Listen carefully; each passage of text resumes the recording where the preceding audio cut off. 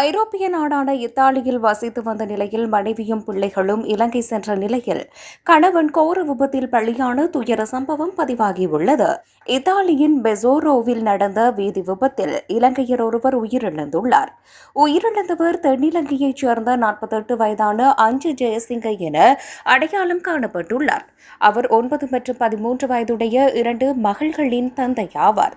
கடந்த 16ஆம் தேதி அதிகாலை 5:20 மணியளவில் தனது பணியிடத்திற்கு சைக்கிளில் சென்று கொண்டிருந்த போது வேகமாக வந்த கார் அவர் மீது மோதியது. விபத்தை ஏற்படுத்திய வாகனம் சம்பவ இடத்திலிருந்து தப்பிச் சென்றது. அதே வழியில் பயணித்த குப்பை லொரி தொழிலாளர்கள் வீதியோரத்தில் இரத்த வெள்ளத்தில் ஒருவர் கிடப்பதைக் கண்டு அவரை மருத்துவமனையில் அனுமதித்தனர். எனினும் அவர் மருத்துவமனையில் அனுமதிக்கப்பட்ட போது ஏற்கனவே உயிரிழந்து விட்டதாக வைத்தியர்கள் தெரிவித்துள்ளனர். சடலம் பெசோரோ வைத்தியசாலையில் வைக்கப்பட்டுள்ளது. குறித்த இலங்கையர் சுமார் 15 ஆண்டுகளாக இத்தாலியில் பணிபுரிந்து வருவதாக தகவல் வெளியாகியுள்ளது. அவரது மனைவி மற்றும் 2 மகள்களும் சிறிது காலம் இத்தாலியில் வசித்து வந்துள்ளனர். அவர்கள் அண்மையில் முன்பு தங்கள் பிள்ளைகளின் கல்விக்காக இலங்கை சென்றுள்ளனர்.